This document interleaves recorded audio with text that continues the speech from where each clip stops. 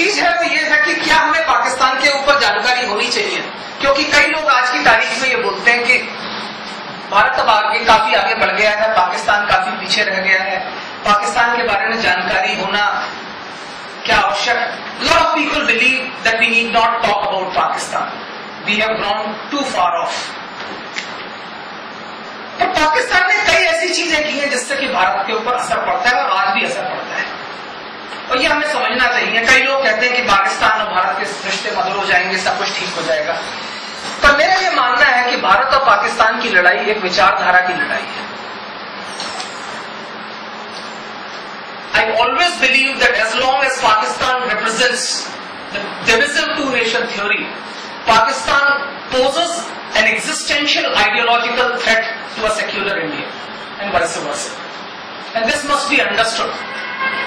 And this needs to be understood, and that is why it is very essential that we need to appreciate as to what is happening in Pakistan, because we need to understand where we have gone 6.5 decades after independence and where Pakistan has gone.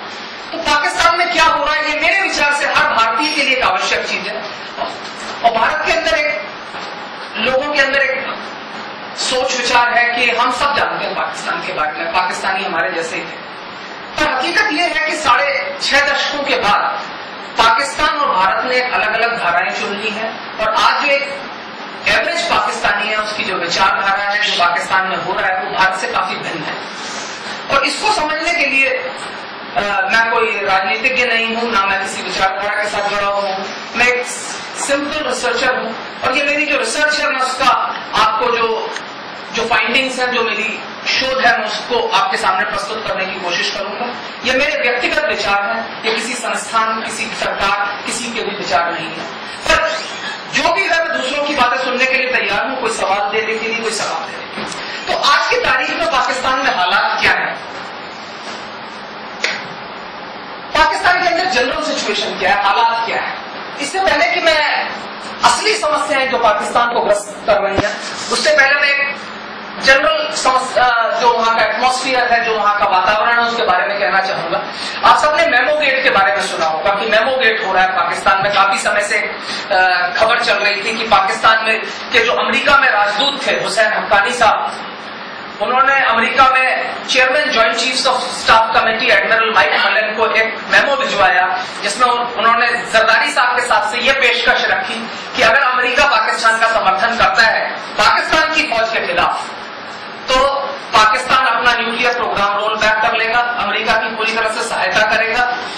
और जब ये बात उन्होंने कही तो ये उनका कहना है कि ये मई में बात कही गई जबकि उसामा बिन लादेन को मारा गया था, और उसके बाद कई महीनों का कुछ नहीं हुआ। फिर जिस आदमी के थ्रू ये मेमो भेजा गया था, मंसूर अजीज साहब, उन्होंने इसको एक आर्टिकल पब्लिश किया उन्होंने अमेरिकन न्यूज़पेपर में, तब भी किसी ने उसका ध्यान नहीं लिया। फिर कई लेटर्स टू एडिटर्स भेजे गए कि हमने ये लिखा है, आप इस पर क्यों नहीं ध्यान दे रहे। और उसके बाद फिर जैसे ही पाकिस्तानी मीडिया ने इसको देखा तो फिर पाकिस्तान में हाहाकार मच गया कि हमारी सरकार जो है हमारी सेना के खिलाफ षड्यंत्र कर रही है। और उसके बाद से काफी बड़ी चीजें हुई। हुसैन हक्कानी साहब वापस आए पाकिस्तान, उनको पाकिस्तान बुलाया गया, उनको हाउस अरेस्ट के अंदर रख दिया गया। फिर मंसूर अजीज साहब को बुलाया गया, सुप्रीम कोर्ट ने इसके ऊपर एक कमीशन नियुक्त किया गया कि कमीशन इंक्वायर करेगा कि मेमो गेट में क्या क्या हुआ। अब जब कमीशन हुआ तो उसके बाद जो उसके प्राइम विटनेस थे मंसूर अजीज साहब, उन्होंने कहा कि मैं पाकिस्तान नहीं आऊंगा क्योंकि मुझे तो मेरी अपनी जान का खतरा है, पाकिस्तान में सिक्योरिटी सिचुएशन नहीं है। फिर वो कमीशन कुछ समय बाद लंदन गया, वहां अजीज साहब आए, उन्होंने वहां पे अपने गवाही दी। इस बीच में हुसैन हक्कानी साहब जो कि अमेरिका से आए थे, उन्होंने कहा कि मेरी तबीयत बहुत खराब है, मुझे अमेरिका जाने दिया जाए। उनको अमेरिका जाने की परमिशन दे दी गई, वो अमेरिका चले गए। अब वो वापस नहीं आना चाहते, वो कहते हैं जब आप मंसूर अजीज साहब की गवाही लेने लंदन आ सकते हैं तो मेरी गवाही लेने भी आप अमेरिका आइए क्योंकि मेरी जान को भी खतरा है। तो वो मेमो गेट जो है पूरा चल रहा है। अभी कमीशन ने पूरी अपनी हियरिंग कंप्लीट कर ली है, उसकी रिपोर्ट डाली है। पर सवाल यह है कि ये मेमो गेट हुआ क्यों। मेरा व्यक्तिगत रूप से यह मानना है कि जो मेमो गेट में जो बातें कही गई हैं वो वाकई में हुई। इसमें कोई शक की बात नहीं है कि जरदारी साहब ने अमेरिका को यह संदेश भिजवाया कि हमारी अगर आप सेना के खिलाफ हमारी मदद करेंगे तो हम ऐसा ऐसा करेंगे। तो सवाल यह है कि अमेरिका ने यह बात क्यों बताई और इस वक्त पे क्यों बोली थी, यह महत्वपूर्ण चीज है। क्योंकि क्या उन्होंने बोला और क्या हुआ उससे तो कोई ज्यादा महत्वपूर्ण नहीं है, लेकिन यह समझने की बात है कि यह बात क्यों कही गई। तो इसका कारण एक ये है कि अगर आप देखें, मैं भारत पाकिस्तान जो ट्रैक टू डायलॉग होता है उसमें काफी सालों से पार्ट लेता आ रहा हूं, और जब भी हम पाकिस्तानियों से मिलते हैं तो उनका काफी सालों से यह मानना था कि अमेरिका को अफगानिस्तान से निकलना पड़ेगा, और जब निकलेंगे तो हमें वो वहां का वाइसरॉय बना के जाएंगे। पर जब ओबामा, राष्ट्रपति ओबामा ने अपनी नीति की घोषणा की तो ऐसा कुछ भी नहीं हो रहा। ना तो अमेरिका पूरी तरह से अफगानिस्तान से निकल रहा है, और जब निकलेगा तो उसके बावजूद भी वो ऐसी स्थिति बना के छोड़ के जाएगा कि जब भी दिल करे वो तुरंत अपनी सेना की संख्या बढ़ा सके। तो जब से ये हुआ कि अब पाकिस्तान को ये पता चला कि US is not pulling out completely, तो उन्होंने कहा कुछ ऐसे हालात पैदा किए जाएं कि अमेरिका को फोर्स किया जाए कि वो पूरी तरह से हटे। तो उसके लिए उन्होंने क्या किया कि उनका जो हक्कानी नेटवर्क है, सिराजुद्दीन हक्कानी जो एक तालिबान के एलाइड कमांडर हैं जो कि आईएसआई के साथ पूरी तरह से जुड़े हुए हैं, उन्होंने उसका प्रयोग करके अमरीकियों को टारगेट करना शुरू किया। और अगर आप देखेंगे पिछले कुछ महीनों में, 6-7 महीने में, तो जो अफगानिस्तान के अंदर जो हत्याएं हुई हैं उसमें पश्चिमी देशों के नागरिक, विशेषकर अमरीकियों की हत्याएं ज्यादा हुई हैं बजाय अन्य नागरिकों। तो इसका बेसिक कारण यह था कि वो ये चाह रहे थे कि अमेरिका के अंदर एक डोमेस्टिक ओपिनियन इस तरीके से तैयार हो जाए कि चुनाव से पहले अमेरिका के अंदर प्रेशर बने कि अमेरिका पूरी तरह से विड्रॉ करे और पाकिस्तान को एक फ्री हैंड दे दिया जाए अफगानिस्तान। क्योंकि पाकिस्तान का जो सिक्योरिटी एस्टेब्लिशमेंट है वो हमेशा से ये मानता आया है कि अफगानिस्तान के अंदर उनकी स्ट्रेटेजिक डेप्थ होनी चाहिए। स्ट्रेटेजिक डेप्थ का मतलब यह कि वो चाहते थे कि वहां पर अफगानिस्तान के अंदर एक ऐसा शासन हो जो पाकिस्तान के रहमो कदम पर हो और पाकिस्तान के नक्शे पर चले। अब चूंकि ये नहीं हुआ तो सिराजुद्दीन हक्कानी के थ्रू उन्होंने अमेरिकन टारगेट्स को टारगेट करना शुरू किया। तो अमेरिका जो आज की तारीख में सीआईए की जो पहुंच है पाकिस्तान में हर जगह है, सीआईए को तुरंत पता चल गया। और फिर जब अमेरिकियों को पता चला तो माइक मलन ने वो फेमस स्टेटमेंट दी जो आपको पता होगा। उन्होंने कहा कि Haqqani network is nothing but a veritable arm of ISI, and we know that Haqqani network is involved in killing American citizens. And उसके बाद क्या हुआ कि अमेरिका ने पाकिस्तानी के सैनिकों पर सलाला में हमला किया और जिसमें कई पाकिस्तानी सैनिक मारे गए। और अब तक जो ये हीटेड एक्सचेंजेस इस कदर हुए कि पाकिस्तान की संसद में इसके ऊपर विचार होने लगा और फिर अमेरिकी जो सप्लाई थी, जो रसद लाइन थी जो पाकिस्तान के थ्रू जाती थी, उसको रोक दिया। तो जब ऐसे हालात हो गए और पाकिस्तान के अंदर सिविल मिलिट्री एक कोल्यूजन सा बन गया कि भाई अमेरिका के खिलाफ कार्रवाई करनी है, तो तब ये मेमो गेट का किस्सा हुआ, तब ये अखबार में आर्टिकल आया। और इसका रिजल्ट क्या हुआ? इस मेमो गेट के द्वारा जो सिविल मिलिट्री जो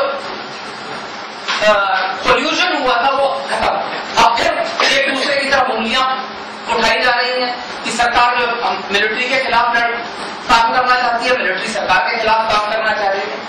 इस मेमो गेट का दूसरा वो भी हुआ कि जब मेमो गेट पे सुप्रीम कोर्ट ने सो मोटो नोटिस लिया तो सरकार ने कहा कि आप किसी भी केस को जब दिल करता उठा लेते हैं। आज से 16 साल पहले एयर मार्शल असगर खान ने एक मेमोरेंडम डाला था कि आईएसआई जो है राजनीतिक दलों को पैसा दे। एक आईएसआई के अफसर ने कहा था, आपने उसमें आज तक कुछ नहीं किया, 16 साल से वो केस वैसा का वैसा पड़ा है। तो सुप्रीम कोर्ट ने कहा नहीं, हम इसको भी अब शुरू करते हैं। तो उस केस को मेहरान गेट कहते हैं, क्योंकि मेहरान एक बैंक था जिससे पैसे निकाल के राजनीतिक दलों को पैसे दिए गए थे बेनजीर भुट्टो की पीपीपी गवर्नमेंट को हराने के लिए। तो अब उसकी इंक्वायरी हो रही है, उसमें डीजीआईएसआई को बुलाया गया। उन्होंने कहा कि जो पाकिस्तान के आर्मी चीफ थे उस टाइम मिर्जा असलम बेग, उन्होंने मुझे कहा कि पैसे दो और मैंने इनको पैसे दे दिए। तो उस पर इंक्वायरी चल रही है। पर मेहरान गेट, मेमो गेट, ये पेरिफेरल इश्यूज है, मैंने कहा फिर भी लेकिन इंपॉर्टेंट है इसलिए बता दिया जाए। जुडिशरी आज की तारीख में पाकिस्तान में न्यायपालिका काफी एक्टिव हो गई है। जब से जस्टिस चौधरी को रीइंस्टेट किया गया है, he is been taking suo motu notice. उन्होंने मेमो गेट का सो मोटो नोटिस दे दिया। कराची में एक सिटीजन की हत्या कर दी फ्रंटियर कोर्ट ने, तो उसका सो मोटो नोटिस दे दिया। जुडिशरी काफी एक्टिव हो गई है। पाकिस्तान के इतिहास में पहली बार जुडिशरी थोड़ा एक्टिव है, वरना पाकिस्तान की जुडिशरी ऐसी रही है जिससे डॉक्ट्रिन ऑफ नेसेसिटी के अंदर कूज को जस्टिफाई किया है। पाकिस्तान में जब भी मिलिट्री कू होती थी तो पाकिस्तान की सुप्रीम कोर्ट ने एक बड़ा यूनिक डिसीजन दिया था बहुत पहले, पहली कू के बाद, और डॉक्ट्रिन ऑफ नेसेसिटी। उन्होंने कहा कि ये नेसेसिटी थी इसलिए इस कू को जस्टिफाई किया जाए। तो अब उसके बाद से पहली बार जो है पाकिस्तान में जुडिशरी जो है एक्टिव हो गई। लेकिन जुडिशरी भी सेलेक्टिवली एक्टिव है। जब कट्टरपंथी, इस्लामिक कट्टरपंथी कोई कार्य करते हैं तो जुडिशरी चुप रहती है। सलमान कसीर साहब को मार दिया गया उनके बॉडीगार्ड के द्वारा, आज तक जुडिशरी ने कोई सो मोटो नोटिस नहीं किया। और तो और जिस जज ने मारने वाले को सजा सुनाई उसको हाईकोर्ट के चीफ जस्टिस ने बोला छुट्टी लो, चले जाओ। अब वो बेचारा पाकिस्तान छोड़कर चला गया। लेकिन कुछ मामलों में आज की तारीख में जुडिशरी वहां की हाइपर एक्टिव हो रही है। राजनीतिक दलों की क्या बात है, पॉलिटिकल पार्टीज की। पाकिस्तान पीपुल्स पार्टी वहां की सबसे बड़ी पार्टी है, आज की तारीख में सत्ता में है, उसकी स्थिति बहुत खराब है। आसिफ अली जरदारी साहब उसके को चेयरमैन है, उनका बेटा बिलावल भुट्टो उसका चेयरमैन है। जनता त्रस्त है काफी हद तक, और पाकिस्तान पीपुल्स पार्टी जो है अपनी पॉपुलैरिटी लूज कर रही है। पाकिस्तान के जो असली शासक है फौज, वो उससे बिल्कुल नाखुश है। फौज चाहती तो उसको काफी पहले गद्दी से हटा सकती थी, लेकिन जरदारी साहब ने एक बहुत बढ़िया कार्य किया। उन्होंने क्या किया कि जब उनको लगा कि मेरी गद्दी खतरे में है, तो वो लड़काना में गए, उन्होंने एक सिंधी टोपी पहनी और वहां पे भाषण दिया, और उन्होंने फौज को एक संदेश दिया कि भाई मैं एक सिंधी हूं। सिंध के लोगों में हमेशा से ये भावना रही है कि पाकिस्तान की जो इस्लामाबाद की हुकूमत है वो सिंधियों के साथ गैर जिम्मेदाराना बर्ताव करती है, सौतेला बर्ताव करती है। अगर आप इस सिंधी राष्ट्राध्यक्ष को इस वक्त हटाएंगे तो सिंध में पत्थर पत्थर हो जाएंगे। और फौज की समझ में ये बात आ गई कि हाँ, इस वक्त जबकि बलूचिस्तान में ऑलरेडी उपद्रव चल रहे हैं, सिंध को भी और परेशान करना मेरे ख्याल से बेहतर नहीं। तो फौज ने कोशिश की कि वो एक दूसरा सिंधी लीडर तैयार करें। उन्होंने पीर फगारों को तैयार करने की कोशिश की। उनकी एक पार्टी होती थी, छोटी सी पार्टी कॉल्ड पाकिस्तान मुस्लिम लीग फंक्शनल, उसके साथ उन्होंने PMLQ जो मुशर्रफ साहब ने बनाई थी उसका मर्जर कराया, लेकिन ये बात बनी नहीं। और फौज के साथ दूसरी प्रॉब्लम ये थी कि जो PPP का सब्स्टिट्यूट था, पाकिस्तान मुस्लिम लीग नवाज, जो कि वहां की दूसरी सबसे बड़ी विपक्षी पार्टी और पंजाब प्रांत में सत्ता में है, वो फौज से और ज्यादा नाराज है। तो जो सब्स्टिट्यूट था आसिफ अली जरदारी का, नवाज शरीफ, वो फौज को और ज्यादा नापसंद था। तो आज की तारीख में PMLN जो है पाकिस्तान के सबसे बड़े प्रांत पंजाब में सत्ता में है, और कुछ समय पहले तक ऐसा लगता था कि अगर चुनाव हो तो PMLN सत्ता पर आ जाएगी। पर अब धीरे धीरे PMLN का भी जो लोकप्रियता है खत्म हो गई है, और इसके पीछे एक नया कारण है जिसमें बाद में वो है इमरान खान का, वो मैं आता हूं। तीसरी महत्वपूर्ण पार्टी जो पाकिस्तान में है वो है मुत्तहिदा कौमी मूवमेंट। ये इससे पहले मुहाजिर कौमी मूवमेंट कहते थे। ये पार्टी उन लोगों ने बनाई है जो भारत से गए हैं और जो उर्दू स्पीकिंग पॉपुलेशन है, जो सिंध के बड़े बड़े शहरों में रहती है। इस पार्टी ने जो है पिछले कई सालों से अपने आप को हमेशा हुकूमत के साथ जोड़ रखा है। मुशर्रफ के जमाने में इस हुकूमत में थे, अब जरदारी साहब के साथ भी इस हुकूमत में है, और इन्होंने इस हुकूमत से जोड़ के इन्होंने एक बहुत बड़ा महत्वपूर्ण काम किया। इन्होंने क्या किया, जेरीमैंडरिंग किया, जैसे अमेरिका में होता है। इन्होंने जो कॉन्स्टिट्यूएंसीज हैं उसको इस तरीके से स्ट्रक्चर कर दिया है कि करीब 18-20 कॉन्स्टिट्यूएंसी में एक मुहाजिर कैंडिडेट जीतेगा ही, क्योंकि उन्होंने इस तरीके से कॉन्स्टिट्यूएंसी बनाई है कि 60% उन कॉन्स्टिट्यूएंसी में मुहाजिर है। तो इन्होंने इस तरीके से किया कि डिस्प्रपोर्शनेट शेयर जो है इनको पार्लियामेंट में हमेशा मिलता रहेगा। तो ये इनकी एक बहुत बड़ी उपलब्धि रही है। मुहाजिर मुत्तहिदा कौमी मूवमेंट ने जो मुशर्रफ शासन और उसके बाद जरदारी शासन में इन्होंने सबसे बड़ा जो इन्होंने अपना किया, तो आज की तारीख में तीसरी सबसे बड़ी पार्टी है in terms of seats in parliament. जबकि Muhajir population in Pakistan population is relatively low and it is going down because the growth rate of Muhajirs is much lower as compared to Baloch, Sindhis and Pakhtuns. Of course, population I'll come to again when I come to the major problems that are faced by Pakistan. Then there is a party called Tehreek-e-Insaf Pakistan. This is the party which Imran Khan has started. Now Imran Khan is the new emerging phenomena in Pakistan. काफी popularity